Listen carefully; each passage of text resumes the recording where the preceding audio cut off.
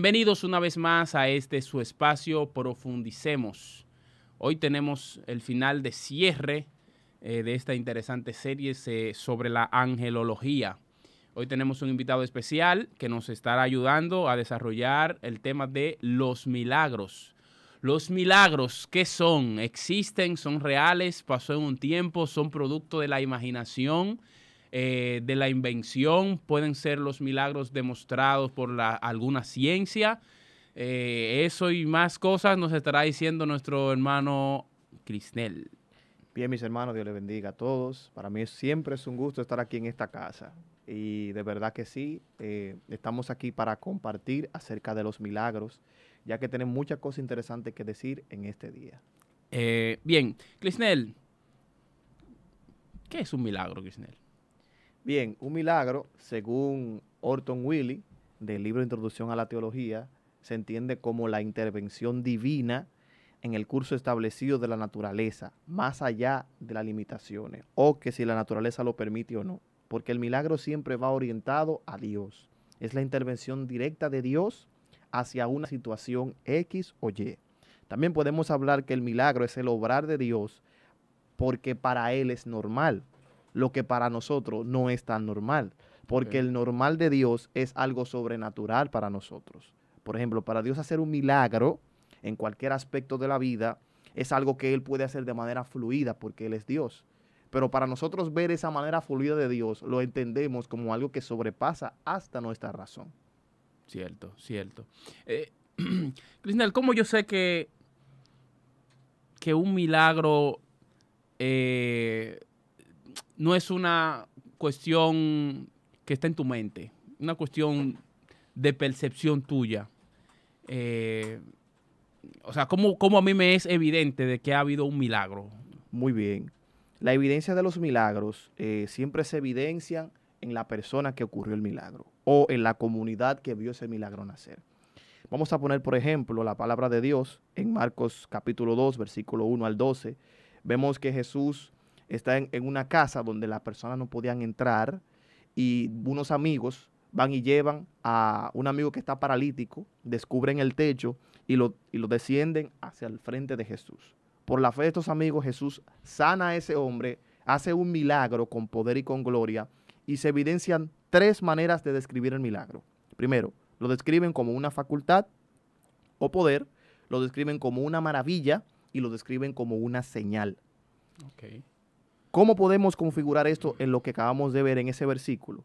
Es en lo siguiente. Primero, cuando los amigos descendieron a su amigo, valga la redundancia, al frente de Jesús por ese techo, vemos que ocurre una maravilla al momento del milagro, porque todos quedaron maravillados al ver algo que no estaban acostumbrados a ver. Segundo, ven el poder o la facultad de Jesús al accionar ese milagro.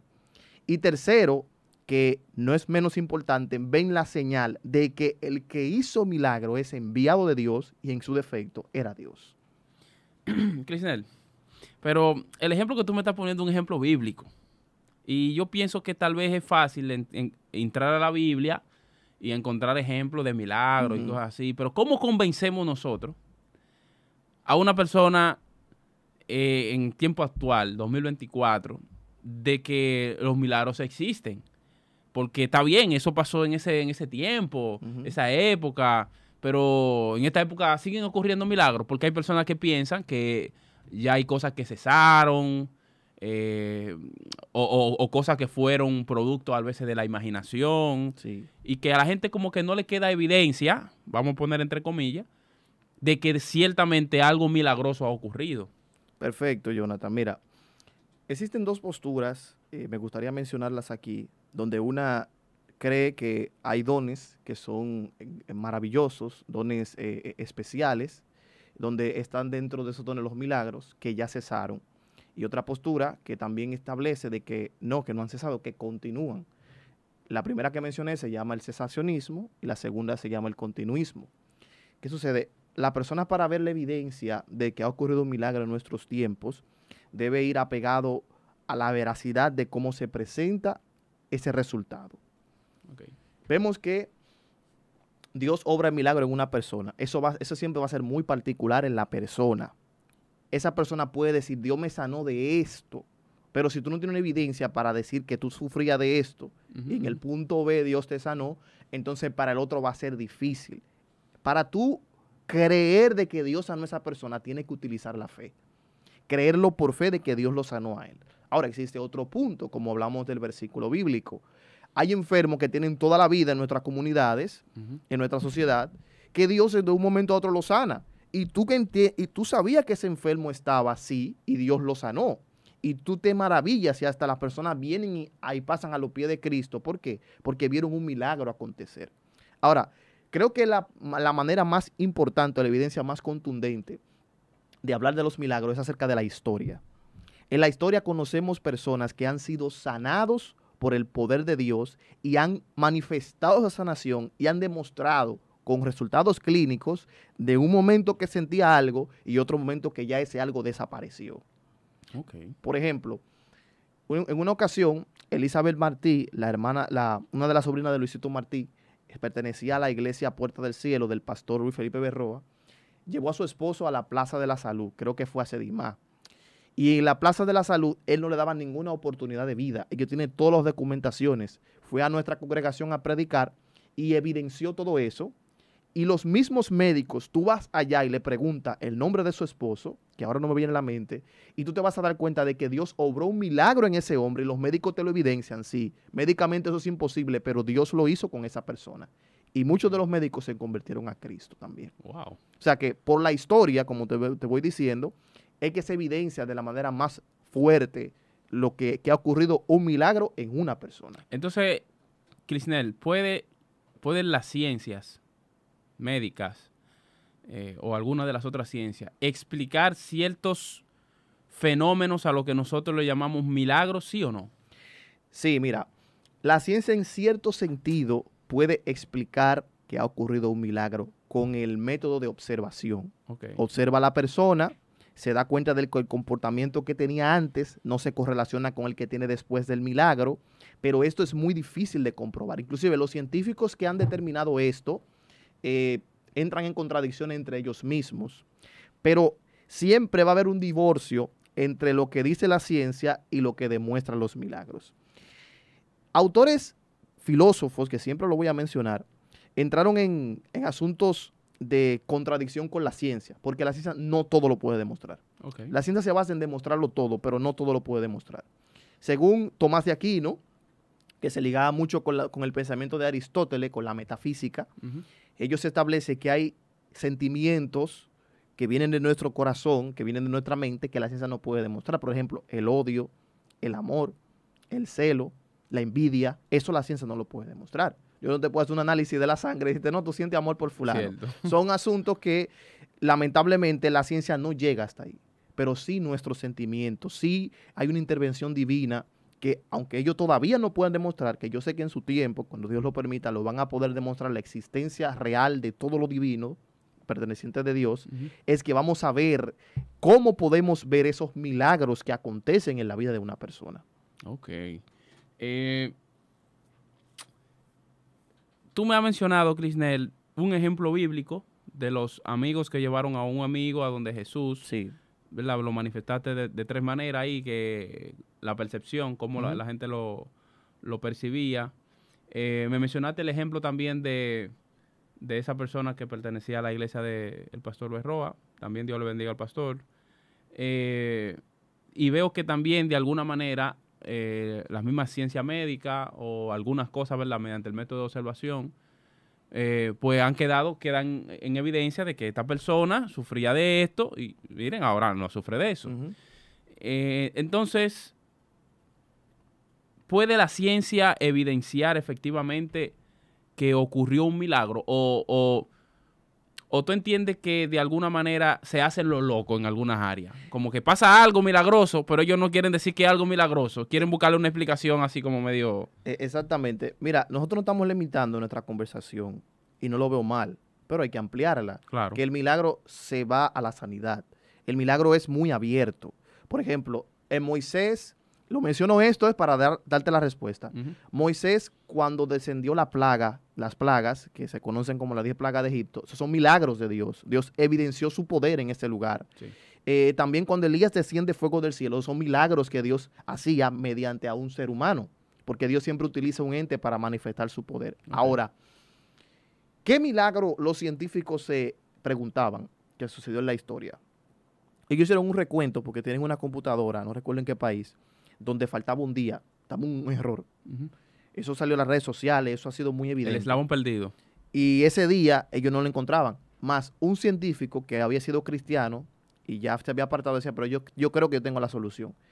Y en Josué aparece que él tuvo una batalla y la luna se detuvo en un punto de donde estaban peleando y el sol también. Y se duró casi un día completo. Entonces ellos dicen, ok, vamos a comparar esa, pero ¿dónde está lo que faltaba del día? Tú sabes que el rey Ezequías le había profetizado el profeta Isaías que se iba a morir. Y él le pidió perdón al Señor y le dijo que le extienda la vida. Entonces la señal era que la sombra retroceda un cierto tipo de grado. Y esos grados eran el tiempo que faltaba del día perdido. Y ellos lo evidenciaron por la Biblia. ¿Pero qué hicieron? O sea, que ahí había un día, ahí estaba el día. Había el día completo. ¿Pero qué hicieron los científicos?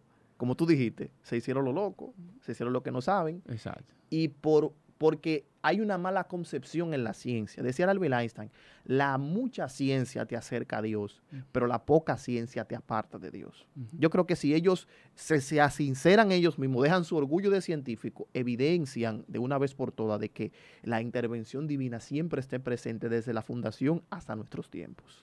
Entonces, Clisnel, tú ampliaste un poco más el espectro, porque estábamos hablando de los milagros y lo enfocamos ciertamente en la parte de las sanidades. Sí. Pero también en los juicios son milagros. Por ejemplo, otros ejemplos de eso son que creo que hay evidencia, de hecho, y se ha discutido y se ha debatido, el tema de Moisés y el cruce del Mar Rojo. O sea, que hay como una evidencia científica que apuntan a que ciertamente ahí ocurrió algo. Pero hay un meme, creo que fue un meme que vi, no recuerdo bien la noticia, que decía que no, que eso fue un charquito de agua. Que eso no estaba tan profundo, que por eso fue que el pueblo pudo pasar. Entonces alguien le respondió, pues el milagro es mayor, que ahogó todo el pueblo de Egipto en un charquito de agua, ¿no? Así mismo es. Yo lo vi ese meme. O sea, que la gente a veces, Crisnel, yo analizo que la gente, queriendo negar una cosa que es evidente, pero que tal vez no tienen ellos la explicación, lo que hacen es poner, como decimos, los dos pies en un solo zapato. Así es. Porque al final, señores, decir que los milagros no existen es ir en contra de todas las evidencias de tanta gente, a veces que conocida de uno mismo, que uno ha visto el poder de Dios, ha visto la mano de Dios obrando. Pero es más fácil yo ignorar eso por no querer reconocer a Dios. O sea, siento que detrás de negar un milagro o los milagros, hay un énfasis como medido de... No, es que si yo reconozco que existen los milagros, tengo que reconocer que hay un Dios que está haciendo el milagro. Pero como yo soy ateo, yo no puedo creer que hay un milagro. Entonces yo pienso que detrás del hecho de decir algo como simple de no hay un milagro, no existen los milagros, si uno pregunta en el fondo y si la gente es honesta, en el fondo lo que hay es un ánimo de decir Dios no existe. Es que eso es un orgullo, Valdés, porque mira, las posturas que la persona toma, inclusive en el evangelio, las posturas teológicas que personas toman, puede que hagan una reflexión sobre otra postura o que la acepten, pero por el orgullo de esa postura no lo hacen. Eso pasa también en el ateísmo. El ateísmo, yo no sé si considerarlo un pensamiento lógico, porque tiene mucha ilogicidad, tiene mucho sesgo, pero por el simple hecho de ello creer y hacer su postura negando a un ser inexistente, ya tú te das cuenta que eso no va para ningún lado, porque si ellos dicen que Dios no existe, pero si Él no existe, ¿por qué tú te empeñas tanto en que la gente crea algo que no existe? ¿Me entiendes? Entonces, el hecho de los milagros, como tú bien mencionabas, catapulta esa puerta abierta de que si existen los milagros, ¿quién es que lo produce? Exactamente. Entonces, el que lo produce es Dios y siempre va a ser Dios. No se limita a una sanidad. También se puede ser la resurrección de los muertos. Acuérdate que Jesús resucitó a Lázaro. Pablo también resucitó a Eutico, que se cayó cuando él extendió su discurso hasta la medianoche, cayó dormido y cayó muerto. Y Pablo, con la intervención del Espíritu Santo, lo resucitó. Dorcas, mucho más. Dorcas, también el que tiran muerto en los huesos de Eliseo, que resucitó también por tocar los huesos. Hay muchas maravillas, hay muchas clases de milagros que vemos siempre, todos los días. Y yo digo que el milagro más importante, que aunque tú me hayas hecho la pregunta, es bueno resaltarlo, y voy a mirar la cámara para eso, es la resurrección de Cristo. Ese milagro continúa resucitando Cristo en el corazón de cada persona que le acepta como su Salvador. El milagro más importante es cuando un borrachón que le daba golpe a la madre, que tiene 3 hijos, Cristo lo liberta y ya esa bebida la deja a un lado. Y el cambio que da esa persona es un cambio de 180 grados y comienza a vivir una nueva vida. El cambio de una persona que gasta todo su dinero en un fin de semana y no tiene para darle de comida a su familia, Cristo lo cambia y en vez de no haber comida, hay tanta comida que tienen que regalar por el milagro de la transformación que hizo Cristo en esa persona. Ese es el mayor milagro. El mayor milagro también consiste en que una persona, estando muerto, viene a la vida espiritual porque Cristo lo resucita espiritualmente. Yo creo que ese es el mayor milagro, Jonathan. O sea, hermano, que o sea, fíjate como uno no quiero hablar de digamos, religión en este sentido, pero uno de los aportes del pentecostalismo siempre ha sido y va a ser ese trabajo de meterse en el barrio. De hecho, somos las iglesias pentecostales estamos básicamente en barrios. Y en los barrios que hay, bueno, la persona en el alcohol, las drogas, prostitución, gente que con poca formación académica. Lo vemos que se pierden fácilmente en el sistema. Pero una gente que lleve esa vida y de repente, porque aparezca una gente y le diga, Cristo te ama, tiene un plan para tu vida, acepta a Cristo en tu corazón. Y eso que parece trivial, cuando la gente recibe por fe a Cristo en el corazón, o sea, una gente que tiene su vida siendo un borrachón, siendo un alcohólico, siendo un drogadicto, siendo una prostituta, y de repente se convierte, y esa gente deja de ser todo eso que estaba haciendo, y ahora una persona de bien, una gente, o sea, algo ocurrió ahí. Es que es el impacto de Cristo, Jonathan. Porque mira, ¿te acuerdas del demonio ganadero? Que habla bien la palabra de Dios, los evangelios, tanto Mateo, Lucas, Marcos. Dice Matthew Henry en comentario del demonio ganadero que cuando Cristo pisa la región de Gadara, hubo como una onda expansiva espiritualmente que le dijo a los demonios que estaban en ese ganadero, ven para acá, ve allá, que hay alguien que está por encima de ti. Y ese hombre decía que le ponían cadena, él la rompía. Oye eso. Cadena lo ataban a ese hombre en un sepulcro, él la rompía, porque el hombre estaba demasiado endemoniado. Y fue donde Cristo, desde el momento que Cristo pisó, ahí de una vez vino una transformación en el territorio de esa persona. O sea que cuando Cristo llega al territorio de una persona que está atada, tiene que haber una transformación, tiene que haber un cambio. Y vemos que ya conocemos la historia completa, lo que Cristo hace, la liberación que Cristo hace en esa persona y cómo la persona le dice a Jesús, déjame seguirte. Jesús dice, no, ve donde lo que te conocen, ve donde tu gente, para que vean lo que Dios hizo contigo. Eso pasa cuando uno lleva el evangelio como pentecostal a los diferentes lugares, no solamente a los pobres, a los hospitales, a las cárceles. Cuando pasa una enfermedad terrible, cuando vino el cólera para allá, para Haití, eran los evangélicos pentecostales que estaban metidos para allá. No desmerito otras religiones, otras denominaciones, pero mayormente eso es lo que yo veía. ¿Me entiendes? Entonces, es porque Cristo, no es porque le haga el pentecostalismo, no es porque le haga los bautistas, no es porque le haga los católicos, es porque Cristo está impactando la vida de la persona a través de ese que lleva la palabra de Dios. Es por eso que se evidencian esos milagros de transformación y de cambio de vida. Entonces, vamos a hacer otra cosa. Supongamos una persona que es atea. Ok, usted es ateo, pero ¿cómo usted explica el cambio de comportamiento de una persona que tenga su vida en la homosexualidad?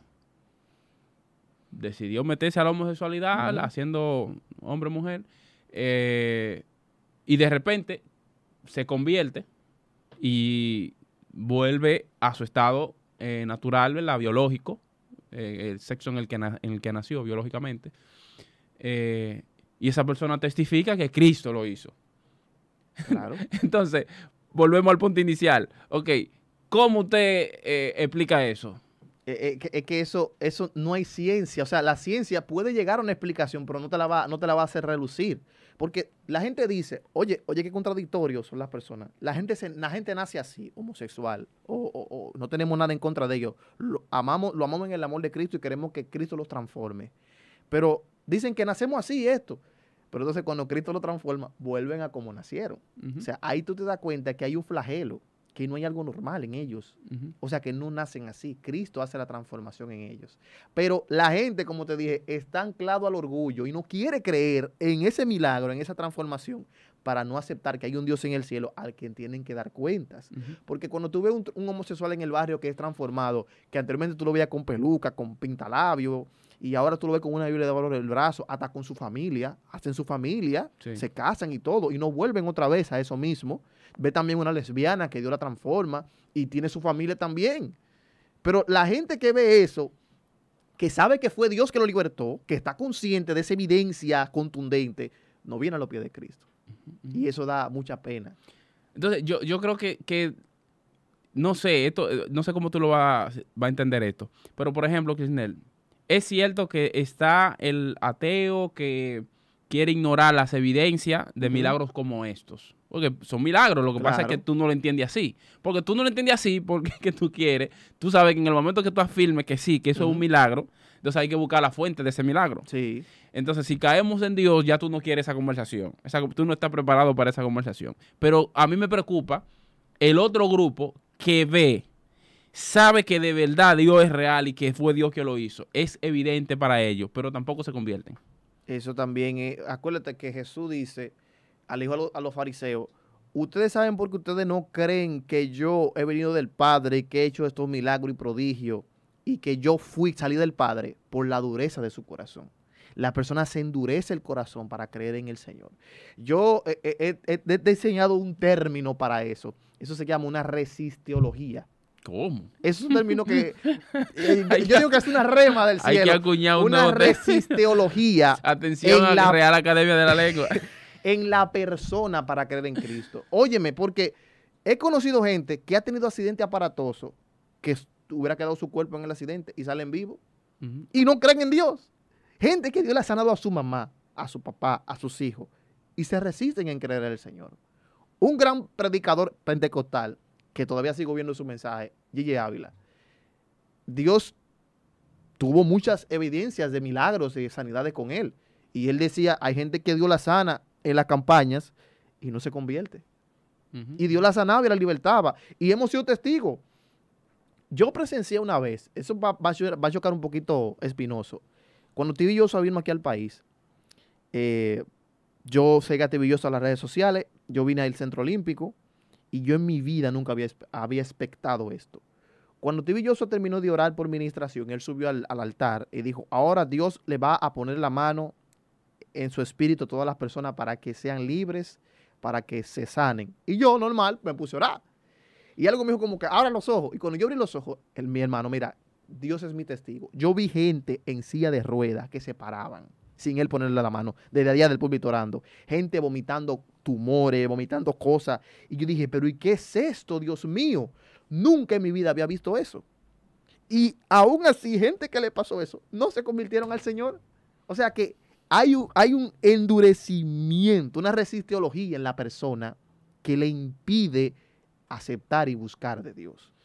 Bueno, y eso es algo terrible, mi hermano. Eso es un tema como para digno de analizarlo realmente. Claro. O sea, ¿tú sabes a qué reflexión lleva eso? Que esto yo, por ejemplo, la primera vez que yo escuché esto que te voy a decir, se lo escuché al pastor Hansel. Que los milagros no transforman a nadie. Los milagros no hacen que usted diga que se convierta a Cristo. Los milagros. O sea, al final, si un milagro, o sea, si tú ves óyeme, hay gente que puede ver que resuciten un muerto delante de ellos. Y al final, él ve eso y tú le preguntas, ¿quiere a Cristo ahora que tú has visto el milagro? Te dicen que no. Yo estoy de acuerdo con eso. O sea, ¿quién vio más milagros que el pueblo de Israel? No, nadie. Y esa gente de la más mínima cosita, no, hombre, tú tenías que dejar en Egipto. Nosotros estábamos mejor allá. Sí. O sea, no había gente más incrédulo que lo mismo Israel, que era lo que más milagros veían. Sí. O sea, una de las cosas que yo creo que debe estar clara entonces es que los milagros no hacen necesariamente que la gente se convierta, pero la palabra sí. O sea, si la palabra logró entrar y penetrar a la mente, el corazón de la gente, o sea, que Dios logra cambiar ese corazón de piedra que tiene el ser humano, yo pienso que ahí es que viene ese cambio. Pero mientras el hecho es que los milagros, bueno, volvemos a una frase de Einstein. Einstein decía que podemos ver la vida como que todo es un milagro o como que nada lo es. Al lado tuyo pueden estar ocurriendo un milagro diario y tú ni te inmuta, ni te importa. O lo ves como que eres insensible a eso.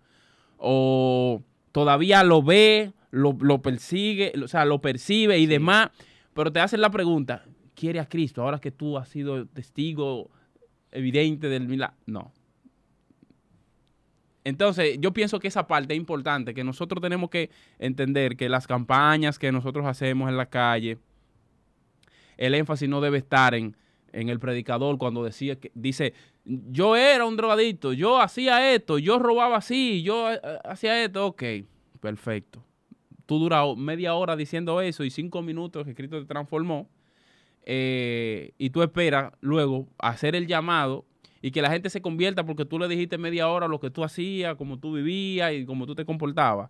No. Ahora, en el momento que la palabra de verdad transforma la gente y llega y penetra, eso es lo que puede cambiar a la gente y hace que la gente pueda tener una respuesta diferente ante el milagro evidente de lo que está ocurriendo, porque no crea que la gente es ignorante, de que no sabe de que lo que está ocurriendo y que no ve que aquel tenía un cáncer y se sanó y que esa chica era prostituta toda su vida y de repente dejó la prostitución, aquel estaba en la droga y de repente dejó la droga. O sea, la gente lo ve, la gente lo percibe, pero ¿quieres a Cristo? No. ¿Por qué? Porque no es evidente. Es evidente de que hay un milagro y él lo sabe, pero eso no es suficiente para que él diga, sí, quiero a Cristo. Entonces, ese mal, yo pienso que es un mal igual casi que el ateo que dice, no, eso no existe. Porque básicamente la decisión es la misma. Porque el ateo se resiste ante el milagro y el otro cree que hay un milagro, pero tampoco da el paso de convertirse. O sea, es como una especie de ateísmo pasivo, el que ve, cree, entiende y sabe que es Dios. Ok, ahora en consecuencia, ¿quieres a ese Cristo? No. Es que tú sabes que Faraón, Dios le endureció el corazón en una parte, ¿verdad? Y después se reconoció que Dios es el Dios verdadero, pero no se convirtió al Dios verdadero. Entonces, tú mencionaste 2 puntos, me gustaría aclarar. Mira, tú hablaste de la transformación por los testimonios, por lo que persona dice que yo era, y hace una crítica constructiva de que esa parte debería como un poquito ser dejada a un lado. Mala palabra. No, sí. No voy a decir dejada a un lado, vamos a corregir. Pero pienso que el énfasis debe ser más en la palabra que en el testimonio. Yo entiendo mucho lo que tú dices, pero mira, el pentecostalismo, la teología pentecostal se basa primero en la palabra, porque claro, eso es la escritura. Luego, en el Espíritu Santo, en la neumatología del Espíritu Santo, bajo la interpretación de lo que dice la palabra de Dios en Lucas, somos lucanos.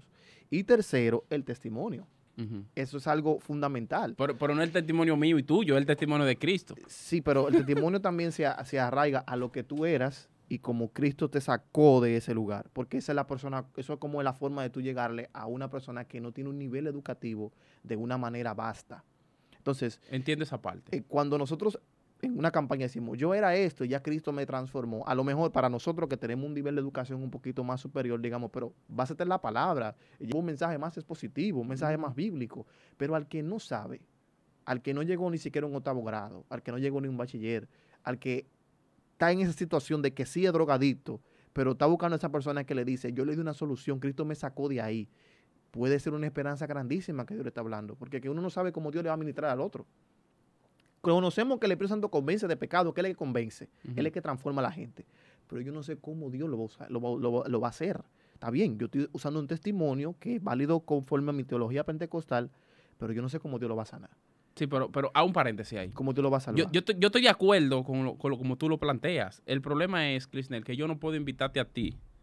Digamos que tú tienes la etiqueta de ex algo. Ok, vamos a decir que tú eres un ex drogadicto.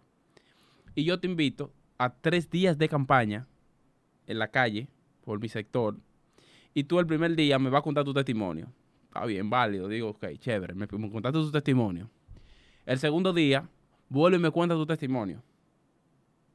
Y el tercer día, vuelve y me cuenta tu testimonio. Para los que no vinieron el primer y segundo día. Pero ok, en el sector hay más iglesias. Otras iglesias te invitaron a una campaña. Y entonces la campaña de 3 días, vuelve y cuenta el testimonio del primer día. El segundo día, vuelve y cuenta el testimonio. ¿Me estás entendiendo por dónde voy? Yo sé lo que tú te Hay un énfasis. Yo entiendo que uno debe predicar y que en la vida donde Dios sacó a uno, yo entiendo que hay un punto donde, por ejemplo, el apóstol Pablo utilizó parte de su testimonio. Claro que sí. Pero fíjate cuántas veces utilizó Pablo su testimonio a lo largo de su predicación y su historia y sus cartas. 3 veces lo máximo. Registrado de la Biblia. Registrado en la Biblia. O sea, lo que te quiero decir es que el énfasis de Pablo no estuvo basado en lo que yo era, es lo que yo soy a partir de ahora. Sí, por eso te mencioné que nosotros como pentecostales primero nos basamos en la palabra, el Espíritu Santo y luego los testimonios en un tercer lugar. Pero yo entiendo lo que tú dices, como que se enfoca en el testimonio, no en la palabra. Ahora, yo te dije por eso mismo que el testimonio ayuda mucho a la persona que está en esa situación donde la persona salió. Yo sí he visto esos casos de personas que eran, vamos a decirlo claro, ex brujo, y Dios lo saca de ahí. Y cuando tú haces la promoción de que un ex brujo va a predicar, la concepción de la persona que va a participar en ese culto es que va a hablar de donde Dios lo sacó. O sea, yo no estoy tan 100% de acuerdo en esa parte contigo de que Dios testimonio es el fin de la persona que está buscando. ¿Qué es lo que busca la persona que va a ese culto? Que el brujo me hable donde Dios lo sacó. Está bien, utiliza la palabra, céntrate en Bar Jesús, como Dios lo libertó, como Dios esto. Pero háblame de tu testimonio. Eso es lo que está buscando el espectador. Y tú te fijas, Jonathan, cuando van esas personas a predicar, son muchos los que se convierten. No son 2 o 3, ¿no? Son muchos los que se convierten. No lo digo por el hecho de que dé el testimonio, sino cómo Dios impacta el corazón de la persona a través de lo que él está diciendo. No por eso. No, porque espérate. Vamos a hacer un paréntesis. Yo estoy consciente, Clisnel, de que si usted tuvo una vida pasada y entiende que en su momento puede servir como puente, ¿verdad? De ejemplo, para usted decir, hermano, yo en mi vida pasada era esto, ¿verdad? 5 o 10 minutos, ejemplo.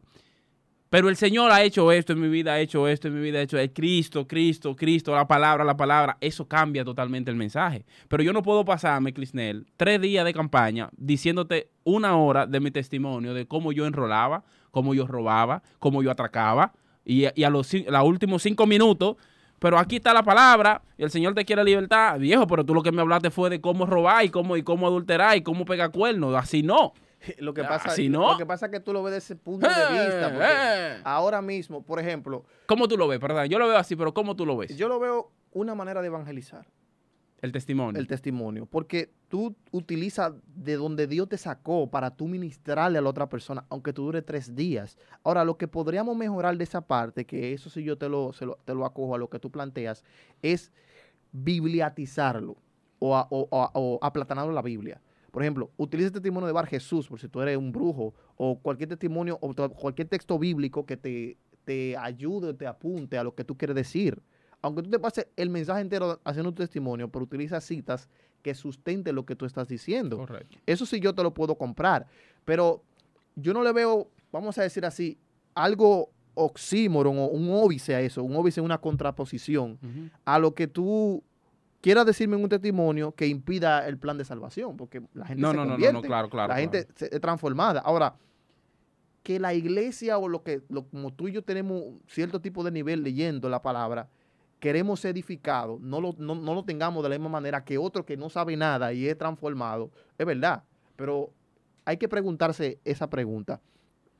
Esos mensajes, esos testimonios, ¿están haciendo que la gente se convierta ahora? ¿Están haciendo que la gente sea salva?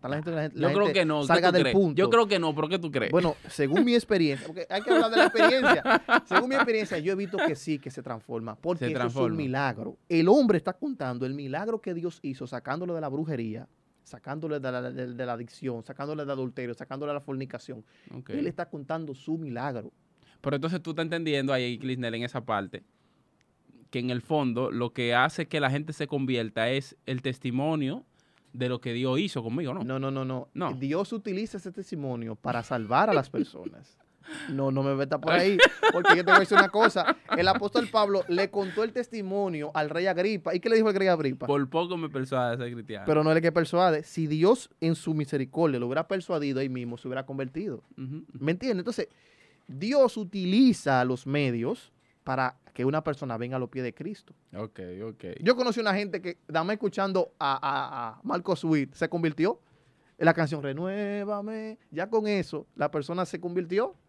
Y eso fue un testimonio. Eso fue una canción. Claro, claro. Dios utiliza los medios para convertir a alguien. Y volviendo con los milagros, existe una teología de los milagros. ¿Cómo? Que se fundó en el 1984 con un autor que se llama L. Morden. Él es holandés y era católico también en ese momento.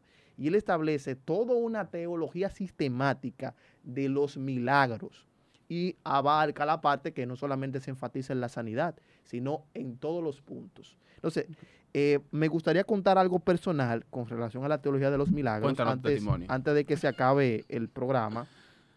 Y es que yo tuve un accidente en el 2021, el 28 de noviembre, donde yo me partí el fémur de la pierna derecha. Y duré varios días en emergencia, en sala, para que me hagan la operación. Había un miedo de los médicos porque esa rotura del fémur me como que hizo como cuando tú pinchas algo en la femoral. Oh. Y yo me estaba desangrando por dentro. Yo no lo sabía, pero yo me sentía como mareado. Y los médicos estaban asustados. Entonces el doctor me decía, bueno, yo te voy a operar tal día, pero no me quería decir qué es lo que estaba pasando. Él lo que tenía miedo de abrirme y que salga toda esa sangre para afuera. Nada, yo comencé a orar al Señor, a pedirle al Señor que tenga misericordia de mí. Y de repente el doctor viene y dice, yo necesito 2 pintas de sangre, porque está bajando la hemoglobina de una manera rápida. Los médicos saben lo que es la hemoglobina.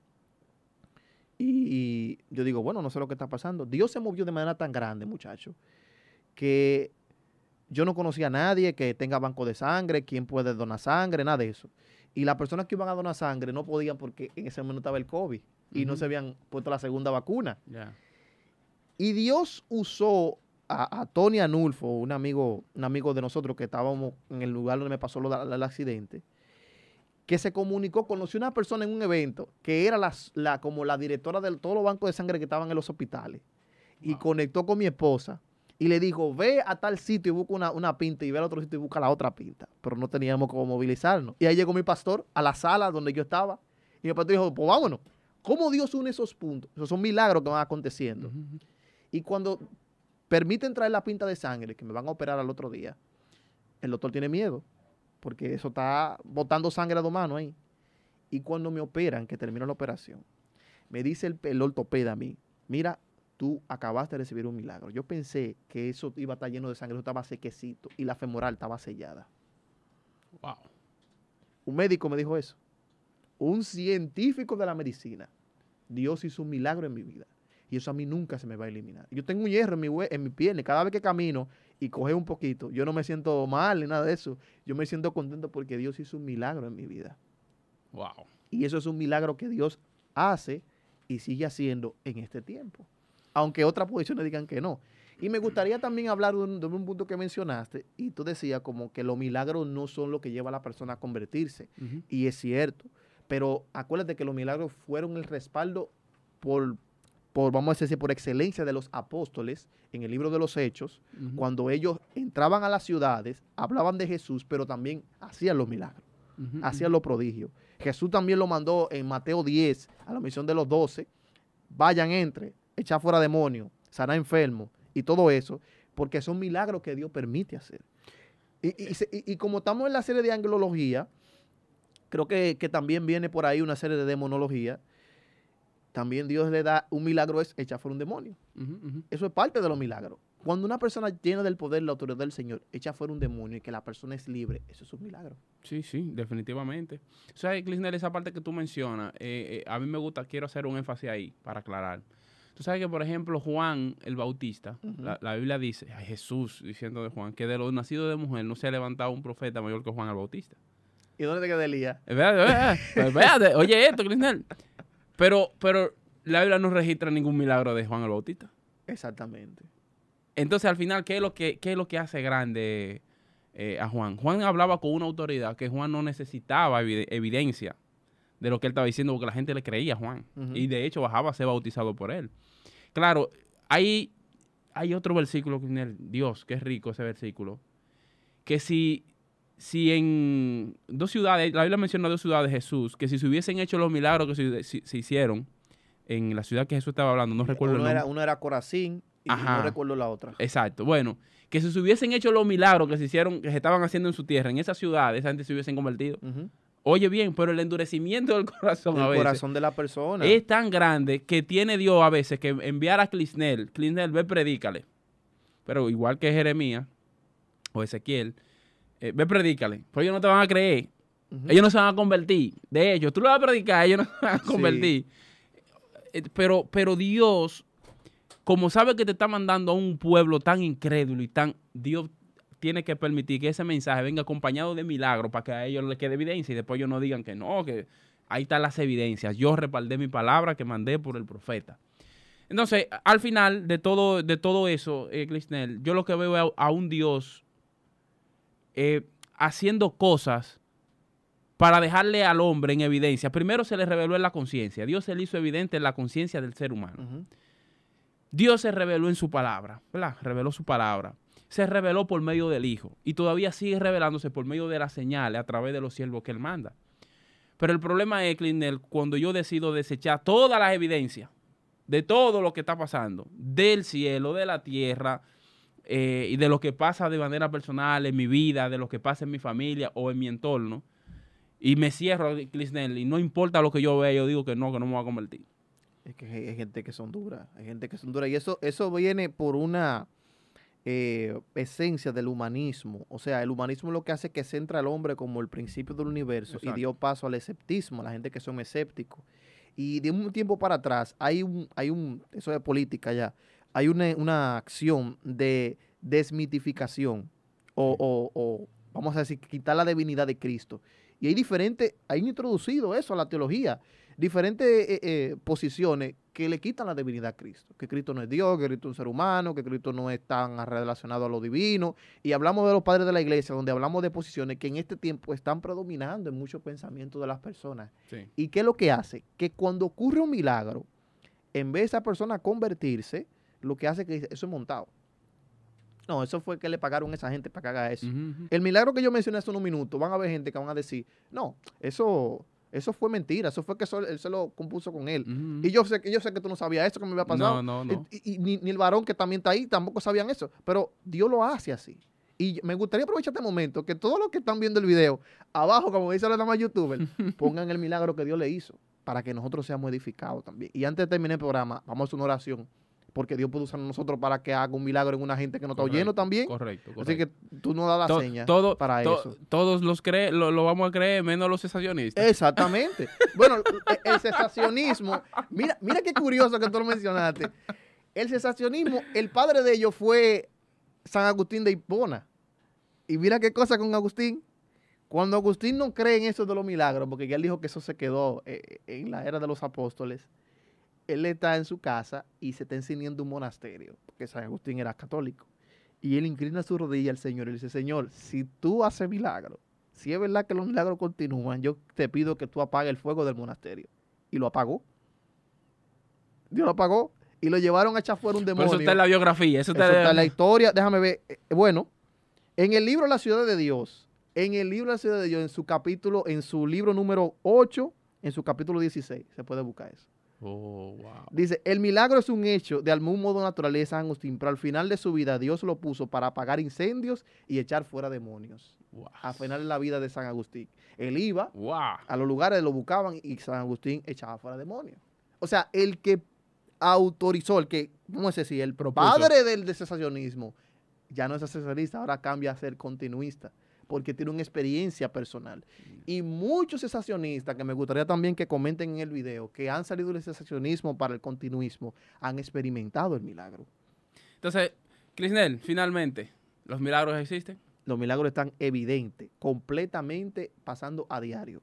Recuerden, si una persona viene a los pies de Cristo, es porque es fruto de un milagro. Avísame cuando hagamos la oración. Dale. Vamos a orar por la de las personas que están escuchando este programa.